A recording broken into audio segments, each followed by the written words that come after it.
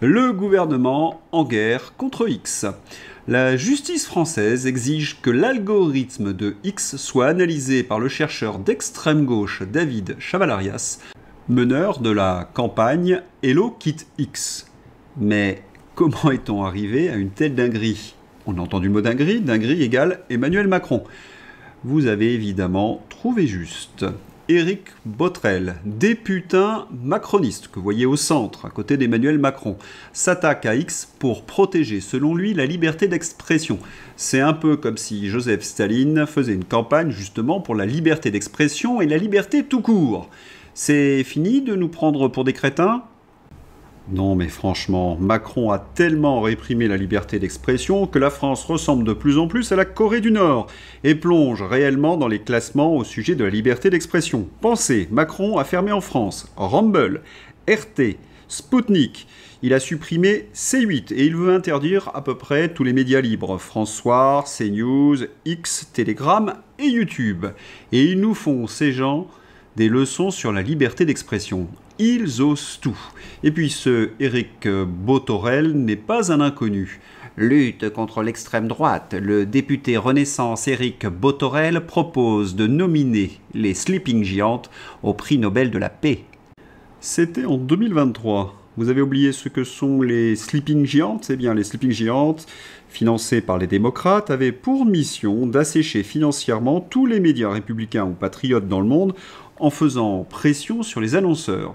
C'est un peu l'équivalent américain de Rudy et de Conspiracy Watch. Voilà, le monsieur censure Éric Botorel de l'AREM s'attaque à Musk en service commandé pour son patron, le petit dictateur d'Amiens. Et il lâche qui? Les chiens d'extrême gauche sur Elon Musk. Et oui, la fameuse entente extrême gauche Macron. Et vous avez entendu le prétexte? S'attaquer à l'extrême droite. Là, on a besoin d'un petit arrêt sémantique. Extrême droite, oh, c'est un mot de la novlangue macroniaise. Cela signifie, selon le contexte, liberté d'expression, vérité et combat pour la liberté. Dans la bouche d'un macronier, extrême droite peut signifier également complotisme. La réaction d'Elon Musk à travers son média sur X, Global Gouvernement Affaires. Les autorités françaises ont ouvert une enquête pénale à motivation politique contre X pour manipulation présumée de son algorithme et prétendue extraction frauduleuse de données. X nie catégoriquement ces allégations. Cette enquête, initiée par l'homme politique français Éric Botorel, porte gravement atteinte au droit fondamental de X à une procédure régulière et menace les droits à la vie privée et à la liberté d'expression de nos utilisateurs, c'est-à-dire les Français. Monsieur Botorel a accusé X de manipuler son algorithme à des fins d'ingérence étrangère, une allégation totalement fausse. Les autorités françaises ont demandé l'accès à l'algorithme de recommandation de X et aux données en temps réel de toutes les publications des utilisateurs sur la plateforme afin que plusieurs experts puissent les analyser et prétendument découvrir la vérité sur le fonctionnement de la plateforme. L'un de ces experts est David Chavalarias, à l'origine de la campagne Escape X, anciennement connue sous le nom de Hello Kit X. Cette campagne vise à encourager les utilisateurs de X à quitter la plateforme. Un deuxième expert, Maziar Panahi, a déjà participé à des projets de recherche avec David Chavalarias qui démontrent une hostilité ouverte contre X. Mais il y a quelque chose qui me chiffonne. Comment la justice française peut-elle enquêter sur une plateforme indépendante qui respecte la loi? Quelle procédure? Quel prétexte? Florian Philippot. Dictature macroniste. Dans le cadre de cette enquête, les autorités françaises ont qualifié X de bande organisée. Oh, le prétexte! Cette qualification, qui est normalement réservée aux cartels de trafiquants de stupéfiants ou aux groupes mafieux, permet à la police française d'avoir recours à des pouvoirs d'investigation étendus, y compris le placement sur écoute des téléphones personnels des salariés français. X estime que cette enquête repose sur une application détournée du droit français, afin de servir un agenda politique et finalement de restreindre la liberté d'expression. Pour ces raisons, X n'a pas fait droit aux demandes des autorités françaises, comme c'est notre droit. Cette décision X ne l'a pas prise à la légère. Toutefois, au cas présent, les faits parlent d'eux-mêmes. X est déterminé à défendre ses droits fondamentaux, à protéger les données de ses utilisateurs et à résister à la censure politique. Continuez de résister à ces petits tyrans et défendez la liberté d'expression. Merci, monsieur Elon Musk. La France, c'est vraiment la Corée du Nord. Pavel Durov, patron de Telegram. À ce stade, n'importe quelle entreprise technologique peut être qualifiée de bande criminelle en France. 10 ans d'efforts pour attirer les investissements technologiques sont anéantis par quelques bureaucrates qui font avancer leur carrière et leurs intérêts politiques au détriment des Français.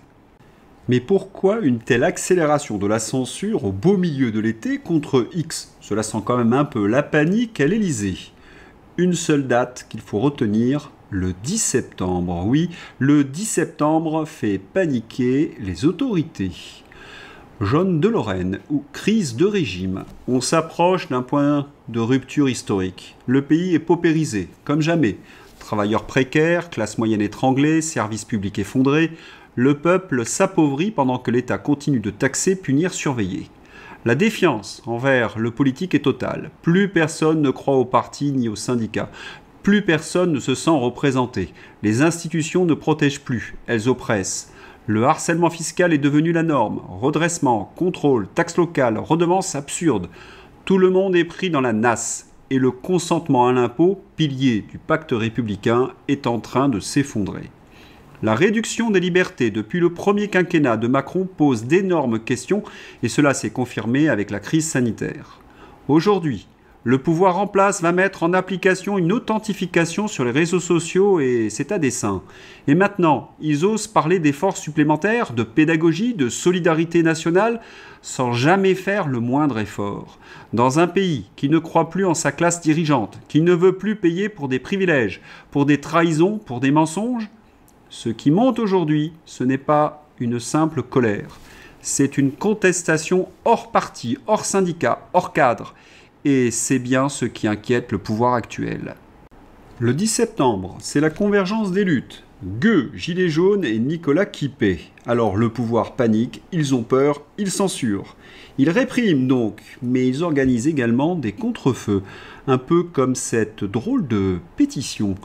1 436 000 signatures. Il y en a 200 000 de plus depuis que j'ai fait cette capture d'écran.